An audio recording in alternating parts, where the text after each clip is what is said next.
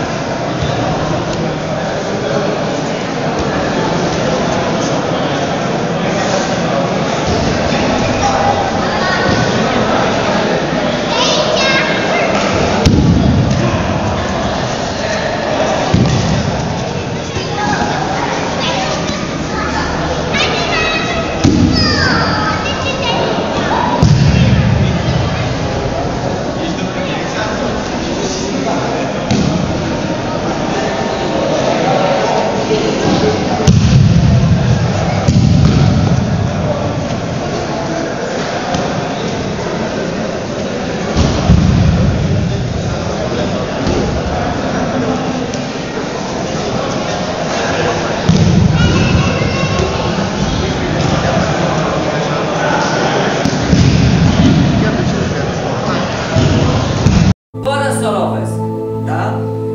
Deci, m-am apărat prima oară, da? Și acum frumos îi fac fixare, da?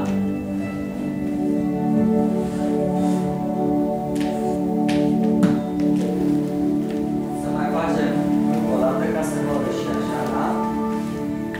M-am apărat. Deci dacă vrea să mă lovesc, n-are, da? M-am apărat. Și acum frumos îi fac fixare.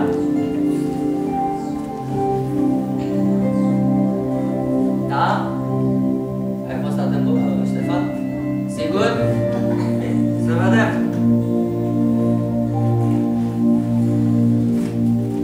Bun. Deci, voi știți, da?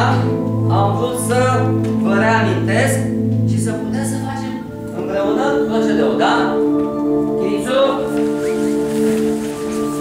Bun. Tibi cu Tudor, Robin cu... Hai, Robert! Robert, ai dat?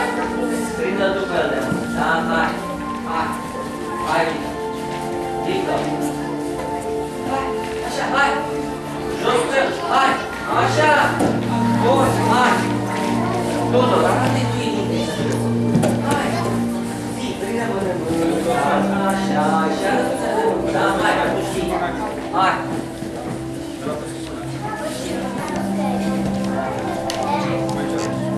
Așa, așa, hai! Ia, hai, Andrei, uite mai știi! Ia, hai! Ce faci, bă, Ștefan? N-ai fost atent, Ștefan! Nu, n-ai fost atent! Nu, faci, stai acolo!